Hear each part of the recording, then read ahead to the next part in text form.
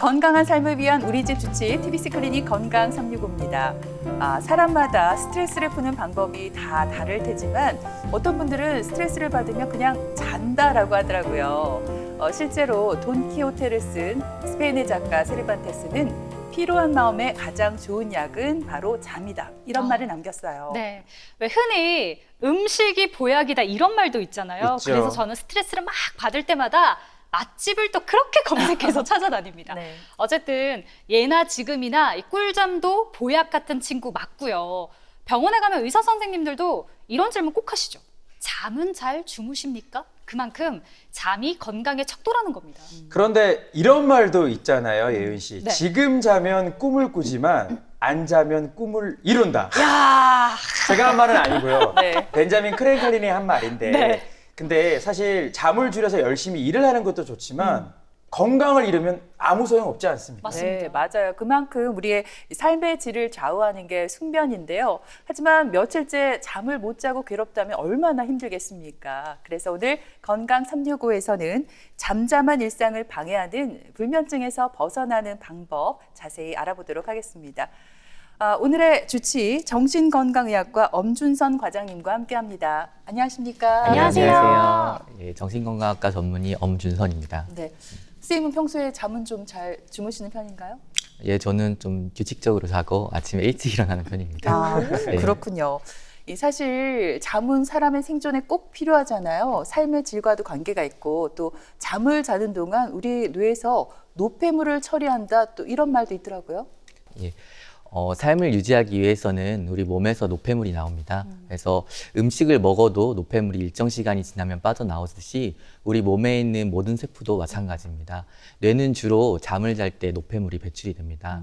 낮 시간 활동 시에 만들어진 여러 가지 물질들이 뇌에 쌓이고 잠을 잘 때 이러한 물질들이 배출된다고 볼 수 있겠습니다. 따라서 우리가 밤에 잠을 자지 않으면 이러한 물질들이 축적되면서 뇌의 기능 자체가 유지가 되지 않고 생명 현상이 잘 이루어지지 못합니다. 가장 많이 알고 있는 치매 같은 경우도 베타 아밀로이드 단백질이라는 물질들이 뇌에 축적이 되면서 그 잠을 잘 때 배출이 되지 않으면 이게 독성 물질이 되고 이것이 치매를 일으킬 수 있다고 알려져 있습니다. 과장님 목소리가 되게 달달해가지고 예. 제가 그 침대 맡에다가 목소리 녹음해가지고 들으면은 불면증이 왠지 없어질 것 같아요. 아니 그런데 사실 개인마다 수면 시간이 다 다르잖아요. 저는 별명이 신생아거든요. 네. 일 없는 날엔 12시간 정도 자는데 와, 또 지금 어떤 분들은 안 깨고요? 안 깨고요. 와. 4시간 자는 분도 있잖아요. 어떻습니까? 개인마다 다 다르니까 너무 많이 자도 문제인 것 같고요. 네. 예, 시간은 사실 정해진 기준은 없습니다. 그래서 수면 시간은 사람마다 좀 다를 수 있겠습니다. 보통 연구에 따르면 건강한 성인의 평균 수면 시간이 7시간에서 30분 내외로 알려져 있습니다. 사람에 따라서 8시간 이상을 자도 졸린다고 말하는 분들도 계시고요. 4-5시간 정도 자도 일상생활에 크게 문제가 없다고 말씀하시는 분도 있습니다. 따라서 4-5시간 동안의 이런 수면 시간을 지속하더라도 크게 일상생활에 문제가 없다면은 따로 뭐 일부러 수면 시간을 늘릴 필요는 없겠습니다. 결국에는 이제 실제 몇 시간을 잤느냐가 중요한 것은 아니고요. 얼마나 이제 질 좋은 잠을 주무시느냐 이것이 굉장히 중요하겠습니다. 질이 좋지 않다면은 아무리 깊은 잠을 못 자고 시간을 길게 잔다고 해도 크게 수면에는 도움이 안 될 수도 있겠습니다. 잠을 자는 그 시간이 중요한 게 아니라 얼마나 질 좋은 잠을 자느냐 이게 중요한 거군요. 근데 사실 단순히 잠을 며칠 못 잔다고 해서 이게 다 불면증은 아닌 것 같은데 주로 어떤 양상을 보여야 이건 불면증이다라고 좀 내릴 수 있는 거예요? 단순히 잠을 못 잔다고 해서 불면증이라고 볼 수는 없고요. 가장 구체적으로 그 잠에 들지 못하는 인면 장애가 있거나 아니면 잠은 들지만 수면이 유지가 되지 않는 수면 유지 장애가 있는 경우에 불면증이라고 볼 수 있습니다. 밤에 충분히 잠을 자지 못하면 수면 부족 상태가 이게 지속되게 되고 낮 시간 동안에 졸음이 오고 피로감이 있고 또 의욕이 떨어져서 일을 제대로 하지 못할 수 있게 되겠습니다. 따라서 이렇게 수면이 잘 안 되는 부분도 있으면서 일상생활에 지장을 주고 삶의 질을 떨어뜨리게 되면 이제 불면증이라고 볼 수 있겠고요. 우리나라 20세 이상의 성인 500명을 대상으로 한 그 조사에서는 우리나라 한국 인구의 73.4%가 불면증을 알았다, 경험했다라고 매우 높게 조사되었습니다. 그래서 밤에 잠들기가 어렵거나 한밤중에 자주 깨고 또 지나치게 일찍 깨거나 일어나는데도 개운치 않은 증상들이 지속된다면은 이제 불면증에 해당이 되고 이에 대한 치료를 받을 필요가 있겠습니다. 예, 그래요. 사실 하루만 잠을 잘 못 자도 그 다음날 정말 몇 배로 피곤한 그런 느낌이 있더라고요. 왜 불면증이 생기는지 굉장히 궁금한데 제 경험을 통해서 본다면 아마 스트레스가 큰 원인이 아닐까 그런 생각이 들거든요. 예, 스트레스가 보통 가장 큰 원인이기도 합니다. 네. 불면증은 일반적으로 병명보다는 열이나 두통, 복통과 같은 증상 이름입니다. 따라서 불면증을 일으킬 수 있는 원인은 여러 가지가 있다고 할 수 있겠습니다. 두통이나 복통을 자주 호소하는 사람도 있듯이 작은 스트레스에도 불면증을 자주 호소하는 사람들도 있습니다.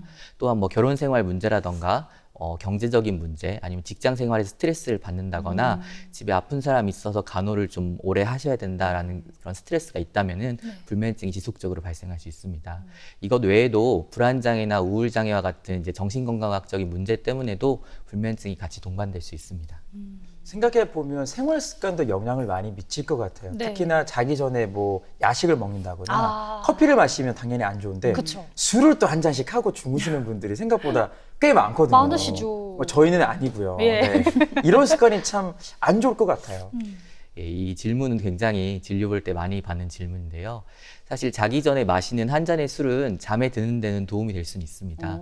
하지만 결과적으로는 이제 잠을 방해한다고 알려져 있는데요. 잠을 유도하는 인면에는 도움이 될 수 있으나 깊은 잠을 방해하고 잠을 자주 깨게 하기 때문에 전체적으로 봤을 때는 수면에 전혀 도움이 되지 않는다고 볼 수 있겠습니다. 또한 이제 잠을 잘 때마다 술에 의존을 하게 되면 결과적으로 알코올 중독이나 알코올 의존과 같은 문제가 발생할 수 있기 때문에 네. 굉장히 조심하는 게 좋겠고요. 또한 이제 중추신경을 자극하는 여러 가지 약물들이 있습니다. 예를 들어서 뭐 카페인이라던가 뭐 홍차라던가 아니면 담배에 들어있는 니코틴 같은 성분들이 네. 뇌를 흥분해서 불면증을 일으킬 수 있겠습니다. 기타 외에도 감기약이나 천식약 그리고 보통 다이어트 보조제 같은 약물들도 중추신경을 흥분시켜서 불면증을 유발할 수 있습니다. 보통 이제 주중에 일을 열심히 하시다 보면은 잠을 많이 못 자기 때문에 주말에 수면을 보충해야 된다 해서 주말에 많이 주무시는 경우가 많습니다. 그렇죠. 그런데 이렇게 주중과 주말에 불규칙적으로 수면 시간을 갖는 것은 굉장히 그 불면증에 좋지 않은 습관일 수도 있고요. 또 조용하고 제한된 생활을 하거나 낮 시간에도 밖에 나가지 않고 낮잠을 많이 자는 경우에도 숙면을 취하는 데 어려움을 겪을 수 있습니다. 예, 저는 주말에 잠 안 와도 끝까지 이불 덮어쓰고 자려고 하거든요. 뭔가 보상심리 같은 게 있어서 그랬는데 그러지 않도록 좀 해야겠다 생각이 들고요. 그리고 또 하나 궁금한 게 왜 비만인 분들 중에서 불면증을 호소하는 분들이 꽤 계시잖아요. 비만이랑 불면증이 어떤 무슨 관계가 있나요? 예, 굉장히 밀접한 관계가 있습니다. 쉽게 생각하면 비만하다는 거는 이제 살이 찐다는 의미인데요. 우리가 숨을 쉬는 숨이 이렇게 들락날락하는 그 기도라던가 이런 구멍 쪽에도 살이 찌면서 숨이 들어가는 게 적어진다고 볼 수 있겠습니다. 그래서 비만이 심해질수록 소위 말하는 수면 무호흡증이 심해진다고 볼 수 있겠습니다. 반복적으로 잠잘 때 숨이 멈추는 현상을 수면 무호흡증이라고 하는데요. 네. 이거는 자는 사람을 수십 번에서 수백 번 정도 짧게 깨우게 되겠습니다. 그래서 본인은 이제 잠을 잘 잤다고 생각하는데 아침에 일어났을 때는 굉장히 좀 피곤하고 또 뭔가 피로감을 많이 호소해서 직장 생활을 하는데 집중력도 떨어지고 또 기억력이 떨어졌다고 느낄 수도 있습니다. 그 외에도 이제 이런 졸음이나 피로감이 심해지면은 운전을 하다가도 뭐 교통사고를 나거나 이런 문제가 발생할 수 있고요. 그 외에도 수면 중에 발이나 다리를 이렇게 들썩이거나 움직이게 되는 주기적 수족 움직임증이나 네. 하지불안 증후군, 또 위식도 역류증이나 여러 통증에 의해서도 이런 불면증이 발생할 수 있겠습니다. 예, 그렇군요. 또 흔히 나이가 들면 잠이 없어진다 그러잖아요. 저는 언제쯤 잠이 좀 없어질지 궁금한데 실제로 주변 어르신들 보면은 새벽에 일찍 깨서 뭔가를 또 하시고 하더라고요. 노화와 이 불면증, 잠이 무슨 관계가 있나요? 예, 굉장한 관계가 많이 있습니다. 그 수면을 단순히 눈을 감고 잠에 들어서 자다가 깨는 것으로 생각하는 경우가 많습니다. 네. 사실 수면은 이제 여러 가지 단계가 주기적으로 반복되는 것이고요. 가장 얕은 잠을 자는 렘 수면부터 시작해서 깊은 잠을 자는 서파 수면으로 나눠줄 수 있겠습니다. 노화가 진행되면은 무엇보다도 깊은 수면인 서파 수면 단계가 점점점 짧아지게 되고요. 그래서 양질의 잠을 잘 수가 없고 또 아침에 일어났을 때 굉장히 피곤함을 많이 느낍니다. 그래서 젊었을 때는 불면증이 없었다가도 네. 나이가 들면서 불면증이 생기고 또 밤만 되면 잠을 자지 못할 것 같아서 걱정하는 그런 분들이 굉장히 많습니다. 그래서 결국 이런 지속적인 스트레스 때문에 불면증이 악화될 수 있고요. 또 노화가 진행되면서 또 불면증도 많이 생기기도 합니다. 사실 잠을 못 자면 스트레스 엄청 받거든요. 맞죠. 삶의 질도 떨어지고요. 네. 근데 앞에서 과장님 말씀하신 대로 개인차가 있지 않습니까? 불면증에도. 그러면 어떤 분들은 일시적으로 불면증이 있을 수도 있고 어떤 분들은 또 주기가 길 수도 있는데 어느 정도 지속이 되면 치료를 고려해 봐야 될까요? 네. 우선 불면증이 지속되는 기간에 따라서 간단하게 나눠볼 수 있는데요. 단지 며칠 동안 잠을 못 자는 것을 일시적인 불면증이라고 하고요. 그 다음에 2주에서 3주 정도 잠을 못 자는 것을 단기성 불면증이라고 합니다. 일시적이거나 단기성 불면증 같은 경우는 그 불면증을 일으키는 스트레스 부분이 해소가 되면 불면증도 저절로 없어지는 경우가 많습니다. 그러나 이제 1개월 이상의 불면증이 지속되면은 만성 불면증이라고 합니다. 이거 같은 경우는 이제 스트레스가 없어지더라도 불면증이 계속 지속이 되고요. 이전에 한 연구에서는 한국인의 15에서 20%가 이 만성 불면증으로 고생한다고 알려져 있었습니다. 그래서 예를 들어서 밤에 못 자서 계속 누워 있거나 활동량을 줄이고 또 낮잠을 자는 행동 등이 반복되면은 불면증이 계속 악화되는 악순환이 반복될 수 있습니다. 아까 말씀드렸던 것처럼 기간은 1개월 이상 불면증이 지속되고 또 무엇보다도 낮 시간 동안에 피로감을 느낀다거나 과도한 졸음으로 집중이라던가 업무가 잘 되지 않는다는 이런 일상생활에 지장이 있다면은 당연히 치료를 받으셔야겠습니다. 네. 근데 그러면 불면증을 진단하는 방법도 궁금합니다. 이렇게 환자들 집에서 자고 있으면 몰래 찾아온 손님처럼 그럴 잘 수도 자고 없죠. 있나 이럴 수는 네네, 없잖아요. 무섭죠. 그러니까요. 이건 어떻게 좀 진단을 할 수가 있을까요? 방금 말씀하신 것처럼 네. 재우면서 진단하는 것도 정말 중요할 수 있는데요. 네. 가장 먼저 오셨을 때 하는 거는 수면 일기를 써보는 겁니다. 환자분이 평소에 수면 습관을 어떻게 가지고 있는지를 확인하는 것이 중요한데요. 몇 시에 이제 잠자리에 들러가는지, 또 실제로 잠에 든 시간은 언제인지, 또 잠에서 깨는 횟수나 전체 수면 시간은 어떻게 되는지, 그리고 낮잠을 얼마나 자는지 이런 부분을 자세히 이게 확인을 해서 기록해 보는 것이 중요하고요. 네. 그 다음에 같이 자는 동거인을 통해서 잠을 잘 때 코골이가 있는지 아니면 수면 중에 이상한 행동이 있는지를 확인하는 것도 도움이 됩니다. 네. 그리고 복용 중인 약물도 굉장히 중요한데요. 이전에 말씀드린 것처럼 각성제나 스테로이드제, 항우울제, 교감신경 차단제 같은 약물들이 불면증을 일으킬 수 있기 때문에 혹시 이런 약물을 같이 복용하고 있지 않은지 확인하는 것이 중요하겠습니다. 그리고 이제 기기적인 검사로는 아까 말씀하신 것처럼 잠을 자면서 하는 수면다원 검사를 해볼 수가 있고요. 그 외에도 뇌파 검사나 근전도 검사, 심전도 검사, 이 검사들을 해볼 수 있겠습니다. 네. 근데 집에서 다이어리나 일기 써보신 분들 아실 거예요. 이거 꾸준히 하는 거 진짜 어렵거든요. 어렵죠. 그러니까 수면 일기를 이렇게 잘 못 쓰시는 분들은 지금 제가 스마트워치를 차고 왔는데 이런 걸로 수면 기록 같은 것도 할 수 있잖아요. 이걸로 알아볼 수도 있을까요? 예, 굉장히 도움이 많이 됩니다. 요새 같은 경우는 스마트워치에서 뭐 심박수라던가 아니면 심전도, 호흡수라던가 아니면 몇 시에 잠을 들었고 심지어는 특정 어플은 뭐 렘 수면 단계인지 서파 수면 단계인지 분석하는 것들이 굉장히 많습니다. 네. 그래서 실제로 젊으신 분들 같은 경우는 불면증이 있다 해서 오시면 그 어플 내용을 보여주시는 경우가 많고요. 그걸 통해서 수면 패턴이라던가 수면이 어떻게 이루어지는지 확인해서 진료에 도움이 되는 경우도 굉장히 많습니다. 그렇군요. 우리 예은 씨는 앞으로 스마트워치를 잘 활용하시고 예. 저는 꾸준히 일기를 쓰도록 할게요. 알겠습니다. 저는 빌려갈게요. 네, 사실 주변에 보면은 불면증을 겪는 분들이 생각보다 굉장히 많거든요. 이분들 보면은 수면제라든지 수면 유도제를 좀 드시는데 이게 어떤 약인지 어떤 원리로 잠이 오게 하는지 참 궁금해요. 예, 실제로 수면제하고 수면 유도제를 좀 헷갈리시는 분들이 많습니다. 결국엔 둘 다 불면증을 해소하고 수면을 유도시키는 데 사용되는 약물인데요. 그러나 수면 유도제 같은 경우는 수면제에 비해서 작용하는 효과가 좀 약하고요.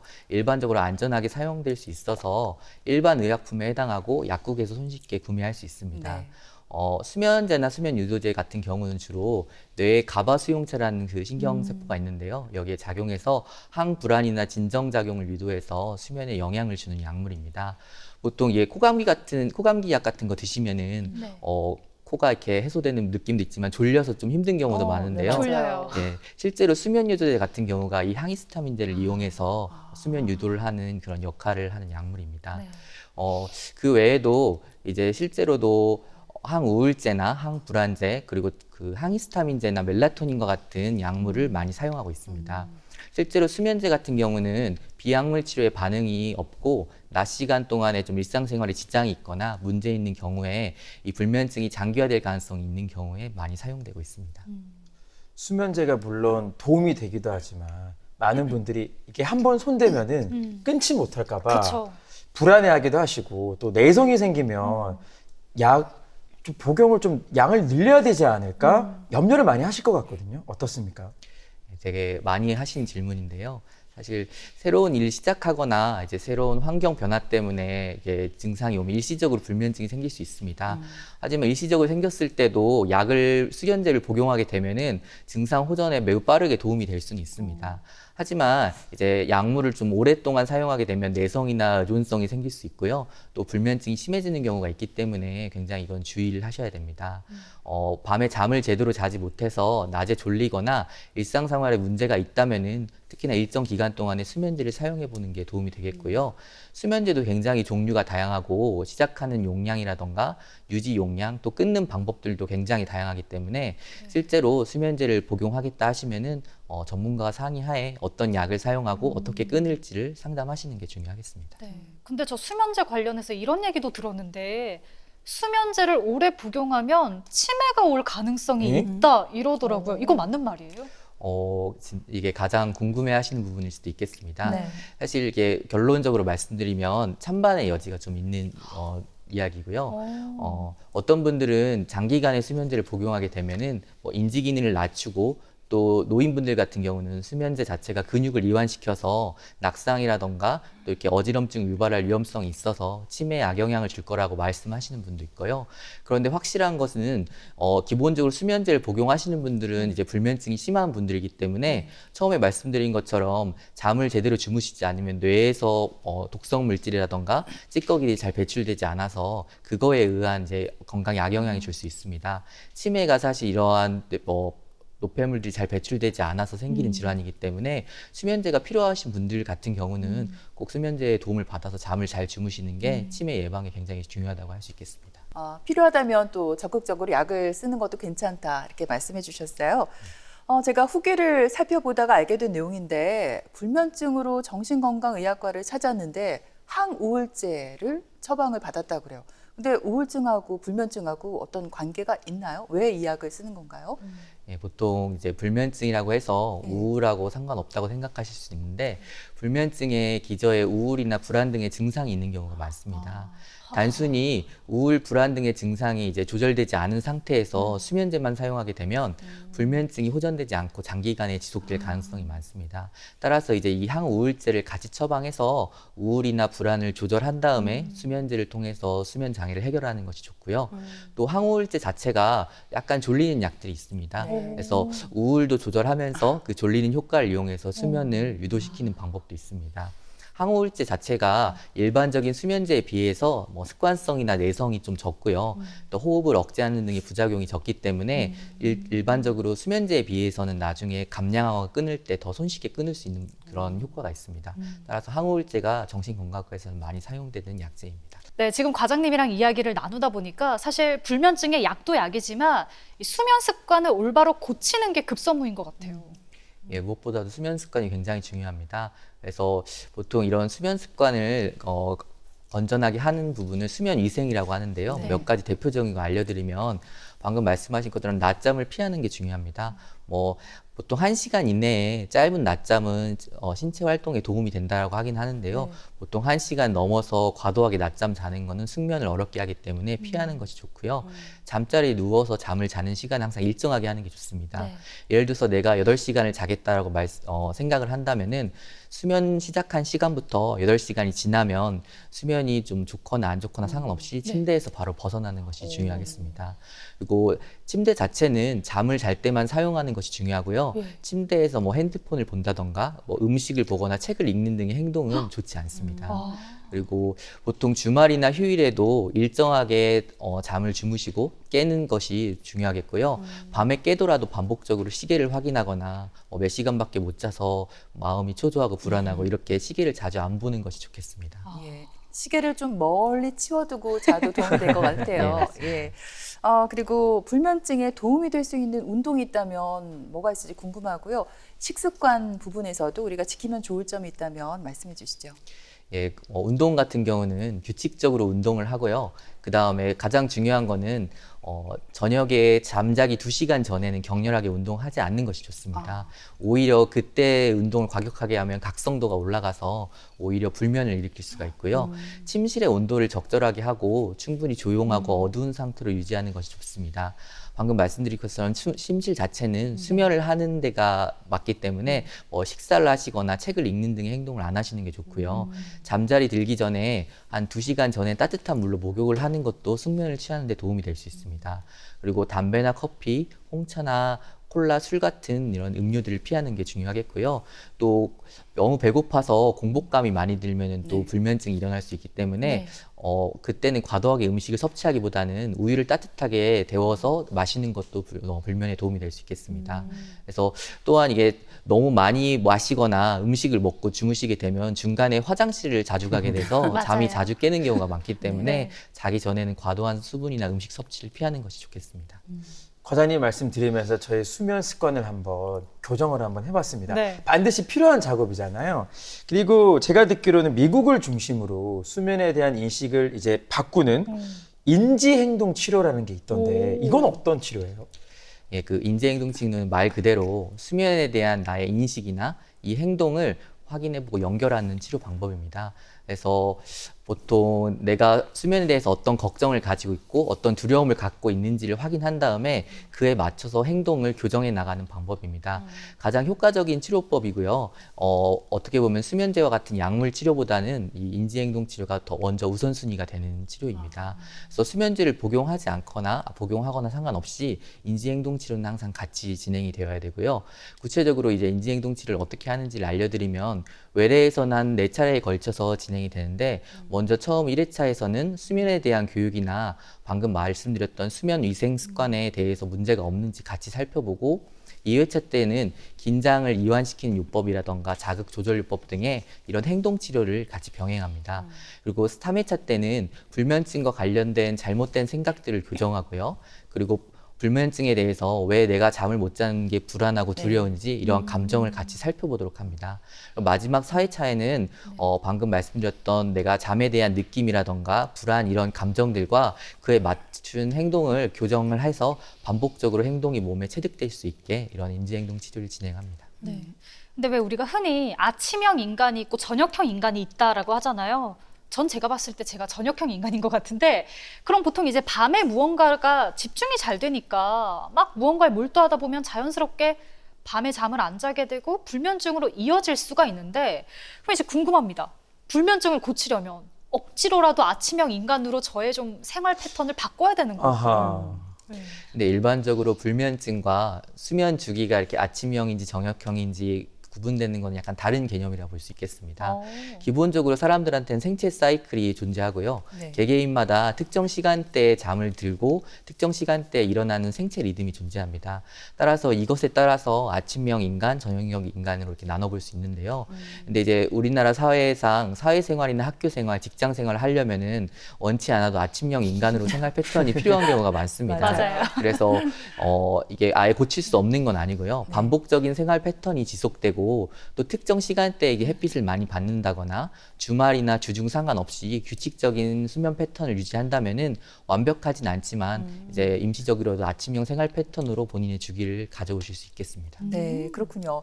지금 뭐 아침형 인간, 저녁형 인간 말씀해 주셨는데 그 이어지는 얘기인 것 같습니다만 아침, 저녁, 그 밤과 낮에 따라서 우리가 이 신체가 돌아가는 어떤 신체 시계라는 게 있다고 들었습니다. 근데 이게 잘 돌아가려면 빛이 중요하다고 들었어요. 그럼 낮에 빛을 좀 많이 받고 나면 우리 몸의 생체 리듬이 잘 돌아가게 되는 건가요?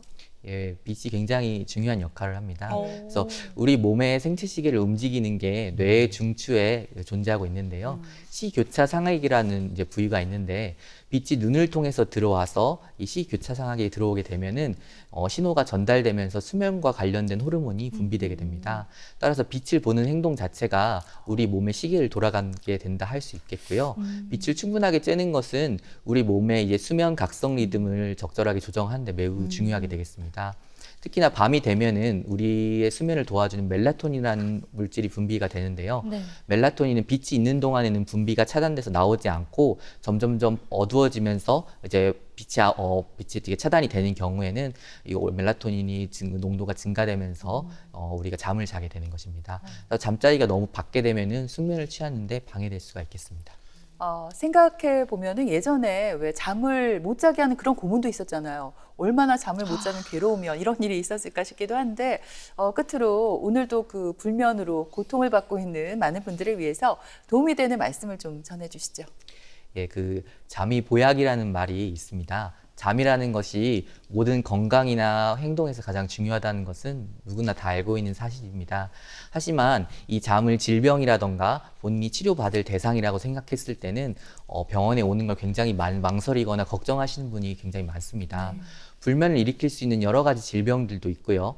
또 뭐 우울이나 불안 등의 정신건강학과적인 증상들도 있습니다. 정확하게 어떠한 원인이 있는지 같이 확인해 보는 것이 굉장히 중요하겠고요. 또한 뭐 수면다원 검사나 여러 가지 검사를 통해서도 불면이 왜 생기는지 내 상태가 어떤지 확인해 보는 것도 중요하겠습니다. 또한 뭐 약물만 꼭 있는 건 아니고요. 인지행동 치료라던가 또 적절하게 수면 위생 등을 수면 환경을 개선해서 환경 개선하는 것도 불면증 치료에 굉장히 중요하겠습니다. 따라서 불면증은 충분히 치료받을 수 있고 또 치료받으면 좋아질 수 있는 증상이기 때문에 망설이지 말고 전문가와 상의하시면서 치료받으시면 훨씬 좋으실 것 같습니다. 예, 불면증도 이제 충분히 극복할 수 있는 질환이고 여러 가지 방법이 있다 이렇게 말씀해 주셨어요. 지금까지 이 시간 도움 말씀에 정신건강의학과 엄준선 과장님께서 수고해 주셨습니다. 오늘 말씀 잘 들었습니다. 고맙습니다. 고맙습니다.